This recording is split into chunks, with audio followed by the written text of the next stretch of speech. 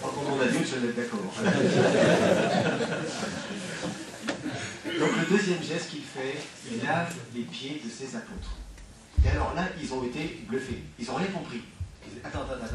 On commence maintenant à comprendre à quel point tu es important et que tu es le Seigneur, et toi, tu nous laves les pieds. Il y a un truc qui ne doit pas bien aller. Il y a même Pierre qui voulait l'empêcher, etc. Et en fait, on va du même coup découvrir quel est le cœur du message de Jésus. Il sait qu'il va être arrêté le soir même et qu'il va être tué le lendemain.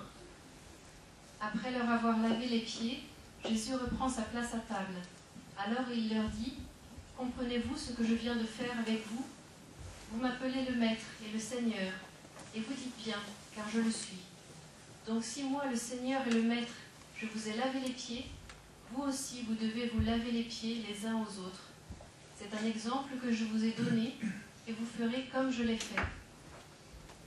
Je vous donne ce commandement nouveau, aimez-vous les uns les autres comme je vous ai aimés. Ayez de l'amour entre vous, c'est ainsi que tout le monde reconnaîtra que vous êtes mes disciples. » Voilà, et là, vous êtes au cœur de la religion chrétienne. Le vrai problème, c'est d'aimer. Et c'est là que tous les autres commandements sont effacés. Parce que Jésus nous a dit, la seule chose que vous avez à faire, le seul commandement que je vous laisse, c'est d'aimer. Après, tous les moyens sont permis. Du moment que c'est pour l'amour, pour aimer vraiment. Alors apprendre à aimer, c'est pas facile. Mais ça veut dire que tous les autres commandements sont passés au second plan par rapport à l'amour auquel on est appelé. Et donc on a arrêté les interdits alimentaires, on a arrêté... voilà. Alors, après, bien sûr, Jésus donc est crucifié. Alors ça, c'est notre... là aussi, c'est notre partie chrétienne. Hein. Pour nous, Jésus est crucifié entre deux malfaiteurs. Le lieu où il est crucifié s'appelle Golgotha. Je dis ça parce que si jamais vous voyez des tableaux de crucifixion en vous demandant mais pourquoi donc ils mettent toujours un crâne sur le tableau, ben sachez que c'était le nom du lieu, ça s'appelait Golgotha, ça veut dire le lieu du crâne. On pense que le rocher sur lequel était la croix devait ressembler plus ou moins à un crâne. Voilà, donc il y a toujours un crâne. Mais par contre, on le met pour une autre raison, c'est que pour nous, c'est un symbole comme si c'était le crâne d'Adam, le premier homme, le premier qui ait fait des péchés, le premier qui est trahi, en fait, ou qui a pu suivre l'appel de Dieu, et que le sang de Jésus descend sur le crâne d'Adam. C'est une façon de dire, voilà, c'est le pardon de Dieu qui descend jusqu'à l'homme, jusqu'au premier homme pécheur, et à travers lui, symboliquement, tous les hommes.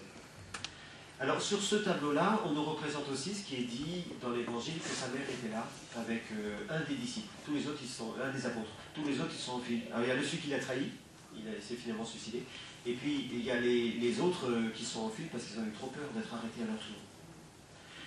Les soldats jouent ses vêtements oudés, c'était annoncé dans la Bible, bien avant, donc c'est arrivé, il y en a qui se moquent de lui. Et dans le tableau, l'auteur a voulu représenter une tombe ouverte, parce que c'est une façon dans le tableau de la crucifixion de rappeler qu'on est en attente de la résurrection. Et donc, c'est les morts qui attendent le salut. Alors, voilà un des tableaux typiques, une icône aussi, donc c'est une représentation un peu théologique du mystère de la résurrection. Dessus, l'auteur a mis un ange. C'est une façon de dire que ça vient de Dieu. C'est Dieu qui ressuscite Jésus. Ah oui, ressusciter, c'est pareil, on ne peut pas trop en parler ce soir, mais ça ne veut pas dire être juste animé. C'est pas la viande qui se remet à vivre, quoi. Hein, c'est autre chose. Le ressuscité, pour nous, il est déjà passé dans l'univers de Dieu. Donc c'est comme si on parlait de l'état dans lequel on sera au paradis. Voilà. Ressuscité, ça veut dire que l'état dans lequel on devrait être normalement près de Dieu, ça a commencé ici. Voilà, c'est ça qu'on dit quand on dit que Jésus est ressuscité. D'ailleurs, ils n'avaient pas le mot ressuscité, on l'a inventé pour l'occasion. En fait, les mots qu'ils utilisaient, c'était les mots de leur vocabulaire. Donc, qu'est-ce qui s'est passé? Jésus s'est relevé. Il a été relevé par Dieu d'entre les morts, ou il a été réveillé d'entre les morts. C'est les deux mots qu'eux utilisaient. Et nous, on a traduit par ressuscité. Alors, c'est une prophétie qui avait été annoncée, que le Messie donnerait sa vie, mourrait et ressusciterait, donc, enfin, dans notre version de l'Ancien Testament. Vous voyez que sur le tableau, on a ces deux planches en croix, là. En fait, c'est un symbole, il a défoncé la porte de la mort. Voilà. Alors, ils l'ont vraiment représenté défoncé. Voilà. Les deux portes ont été embouties, et on voit même derrière, si on est plus près, on voit qu'il y a une clé, il y a des clés, des gonds, etc. Il a explosé la porte. Voilà. Et c'est de la mort. Et Jésus attrape par la main deux personnes, un homme et une femme, qui sortent aussi d'un... aller chercher tous ceux qui étaient morts avant lui. C'est lui qui va chercher tous ceux qui meurent et qui les ramène près du Père. Bon, tous ceux qui meurent, qui sont d'accord avec Dieu. Après, bon, ça sera la vision du jugement. Mais voilà, il va tendre la main à ceux qui sont morts et il les ramène dans la vie divine. Voilà. Donc d'un côté, il y avait l'Ancien Testament, à gauche, et à droite, c'est ceux d'après, les témoins. Ceux qui ont vu cette résurrection de Jésus et qui après vont le rapporter. Et qui sont les fondateurs de l'Église, les apôtres et puis tous les disciples qui les suivaient. Et puis on a dans ce tableau-là, au fond, un homme, un peu dessiné en esquisse, qui est comme un mort qui attend la résurrection. Voilà, qui attend que Jésus vienne le chercher, en fait. Voilà, une représentation qui est faite. Alors, quand nous célébrons cet événement, on a quelques signes qui ont une force très importante. Alors, comme à Noël, mais autrement, le signe du feu. Dans la nuit, quand l'homme est mort, ou quand les hommes sont symboliquement morts, vous voyez, dans les pays où, par exemple, on est tellement victime de la violence qu'on n'ose même plus sortir de chez soi, tellement c'est terrifiant.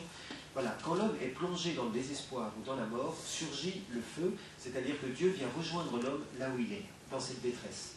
Donc nous, quand nous célébrons Pâques, nous commençons à l'extérieur de l'église, dans la nuit, on allume le feu. Et ça peut être un grand feu, comme vous le voyez ici. Hein. L'aube que je porte actuellement, elle est un peu cramée par le feu de la dernière fête de Pâques. Voilà, le feu qui nous éclaire comme l'amour de Dieu illumine nos vies. Ensuite, tous, nous recevons un cierge qui s'allume à ce feu-là, qui a été béni par le Père. C'est une façon de dire que nous sommes tous porteurs de quelque chose de cette lumière divine et de cet amour. Et puis, un grand cierge qui est béni ce jour-là et qui va nous accompagner toute l'année, qui est le signe pour nous, le symbole de cette résurrection, le symbole de cet amour de Dieu qui brûle au milieu de nous. Voilà. Il y a un autre signe très important, c'est le signe de l'eau. Alors ça rappelle le passage de la mer avec Moïse dans le Saint-Testament, et je vous avez dans le Coran aussi, la traversée de la mer Rouge sous la conduite de Moïse qui fait échapper aux Égyptiens qui les poursuivaient. Et chez nous, le baptême a le même sens, mais c'est une traversée non plus de la mer, mais de la mort, sous la conduite de Jésus. Voilà, c'est ça le sens du baptême pour nous. Et donc, il y a des baptêmes en général pendant le soir où nous fêtons Pâques. Il y a le feu, et puis il y a les baptêmes qui viennent, ce signe de l'eau. Et puis, il y a le repas. Alors, c'est celui qu'on a tous les dimanches aussi, mais je l'ai remis là. Donc, le pain et le vin que nous bénissons sur la table. Ici, c'est une grande fête qui s'est passée il n'y a pas très longtemps et où qui y était, mais il y en a qui y étaient, l'ordination d'Alain Ray. Bon. Ce pain est rompu, il est partagé, et en fait, quand nous célébrons à chaque grande fête, enfin à chaque fête et chaque dimanche que nous célébrons, tous les chrétiens sont invités un par un, chacun personnellement, à venir à la table de ce que nous avons, ce qui pour nous est l'autel, c'est la table de Dieu. C'est aussi la table du sacrifice. Ce serait trop long d'expliquer. Enfin voilà, la table de Dieu. Chaque chrétien est invité. Et surtout dans les grandes fêtes, évidemment. Voilà. Alors dans les symboles de la Pâque aussi, dont vous pouvez entendre parler comme ça en passant dans les magasins et tout ça, il y a les œufs. Alors les fameux œufs de Pâques, l'œuf est un symbole de vie. Mais quand ils sont allés voir Jésus, quand les femmes sont allées au tombeau pour s'occuper du corps de Jésus parce qu'il était mort, supplicié et qu'ils n'avaient pas eu le temps de le laver, etc., ils y vont le dimanche. Parce que le samedi c'est le sabbat, donc les juifs ne font rien de sabbat, donc ils y vont le dimanche. Et le dimanche, le tombeau est vide. Voilà, comme une coquille vide. Et l'œuf, lui, a laissé, enfin, la tombe a laissé place à la vie, et l'œuf en est un peu le symbole. Alors chercher les œufs, c'est comme aller chercher le Christ dans sa tombe, en fait. Le poisson, les poissons au chocolat, si vous en avez vu, il y en a pas mal au temps de Pâques, parce qu'avant d'utiliser la croix, qu'on a utilisé seulement quand on a pu été utilisé comme instrument de torture, c'était trop horrible. Donc on n'utilisait pas la croix, elle est devenue symbole après. Et avant, on utilisait le poisson. Alors ça c'est un jeu de mots, parce que poisson en grec, pour ça je l'ai mis, c'est iklus. Alors c'est pas pour crâner, hein. C'est juste pour dire que iklus en grec, si vous prenez chaque lettre, c'est les initiales de Jésus, Christ, Fils de Dieu, Sauveur. Alors comme il avait des copains pêcheurs dans les apôtres, l'idée de prendre le poisson c'est venu tout seul. Hein. Donc voilà, ils ont pris le poisson comme symbole, et on l'a encore en chocolat par-ci par-là. Maintenant il y a tous les fruits de mer avec, enfin pour ça c'est bon. Et puis les cloches, parce que les cloches, alors comme les minarets où on appelle à la prière, les cloches ont dans nos pays un peu le même genre de fonction, elles appellent aussi à la prière, elles signalent les enterrements, etc. Mais à partir du jour de la mort de Jésus, du vendredi saint jusqu'au dimanche, elles se taisent. Et elles ne reviennent, elles ne reprennent parole, se remettre